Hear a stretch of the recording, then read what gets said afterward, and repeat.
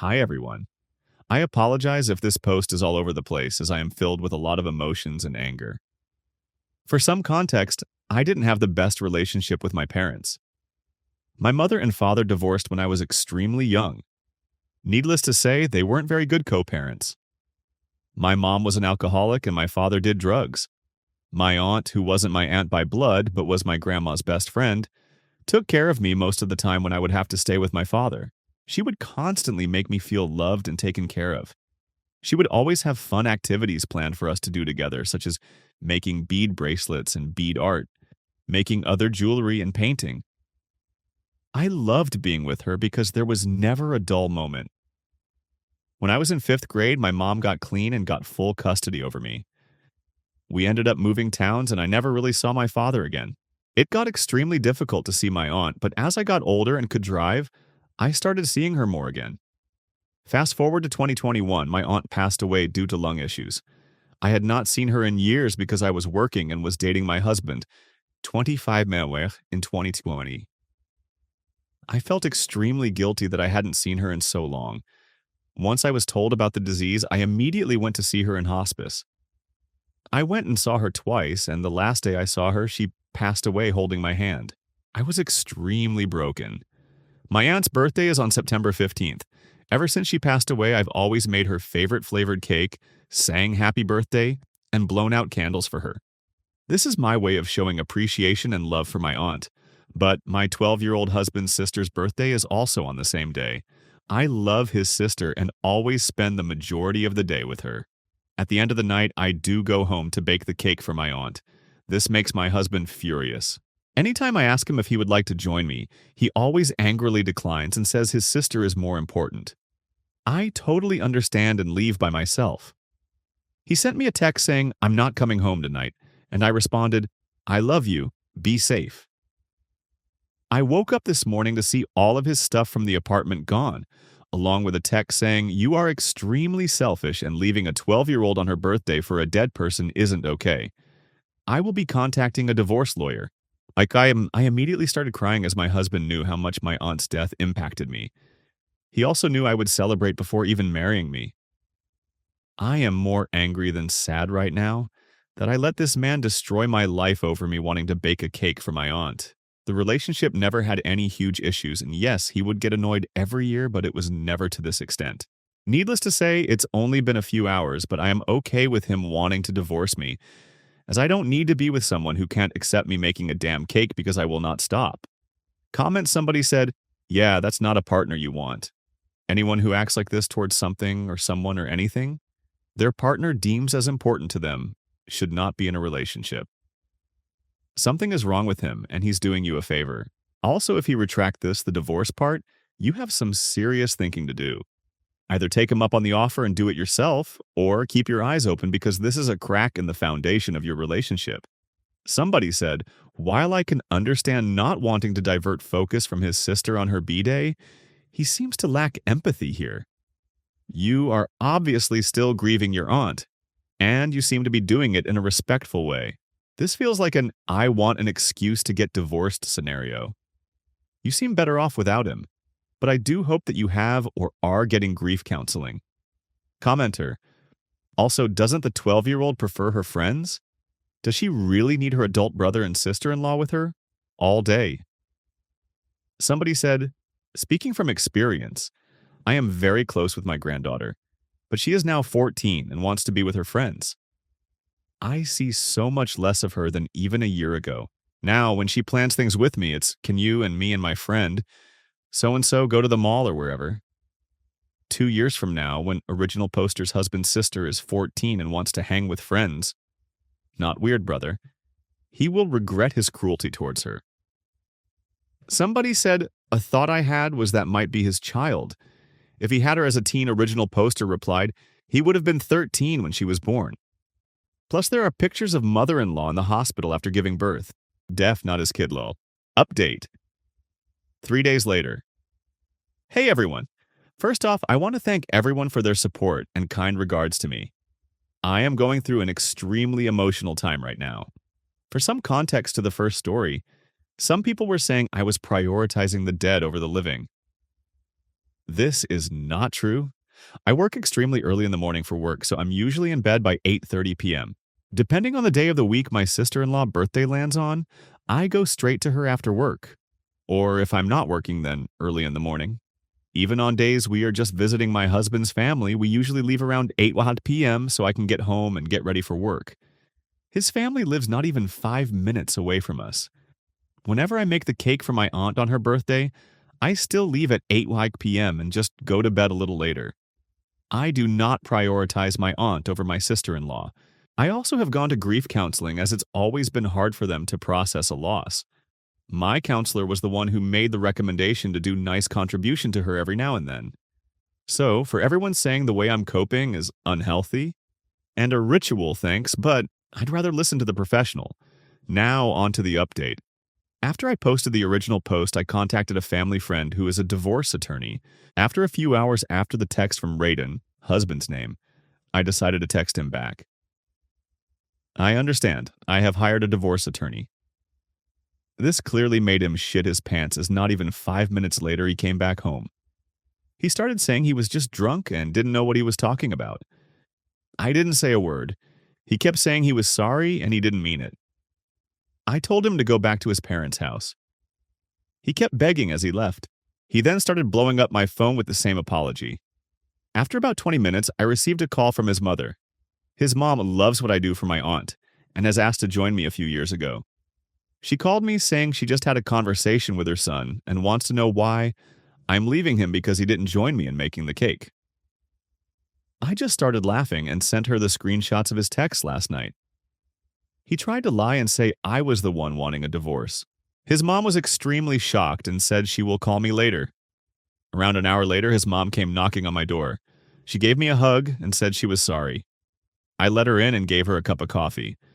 We sat down and she told me that after she confronted Raiden after seeing the text, he started saying that he gets angry when I celebrate because I don't need my family since we have his. I do not talk to my mom that often, but when I do, he gets extremely defensive and insecure about it. Now I know why. He also told her that he threatened to divorce me as a way for me to say, I'll stop celebrating my aunt's birthday.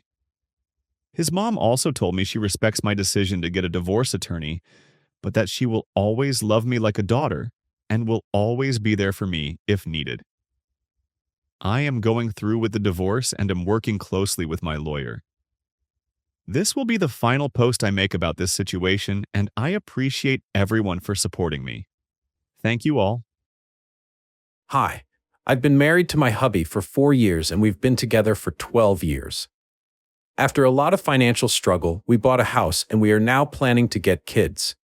A few months ago, my husband felt sick and had to stay home for a while. He decided to pick up an online game and started having weekly sessions with a group of players. Among them is a girl, 30 I think, and long story short, he fell in love with her. He broke down crying a month ago and admitted it. He told me it built up so gradually he didn't understand how he felt until it was too late. They started texting privately after meeting and eventually had one-on-one calls together. Then at some point, he said she told him she was in love with him and he realized it was mutual. He said he told her it was impossible but loved her too. They tried to be just friends, but they couldn't resist and continued to show affection for each other. He showed me the texts, but also ventured into sexting. She asked if she could meet him face to face, but he refused. So he told me all of this, apologized over and over again, and told me he couldn't control himself. And while he loved us both, it was me he would choose no matter what. I was still very upset and slept at a friend's that night to gather my thoughts. I decided to forgive him because he clearly felt guilt and wanted to work it out. I told him that while I was deeply hurt, I still appreciated him coming forward to me and being honest about what happened. We got into long conversations about how we were feeling in our relationship. I accepted he could love someone else, but said I didn't like how he handled it. He agreed. And then, yesterday he asked if I was comfortable opening up the marriage to polyamory. He said he still wanted to live with me and have kids, but can't erase nor ignore the feelings he has for her. He says he wants to do it right and let us both see other people with clear boundaries and communication and still be present for one another.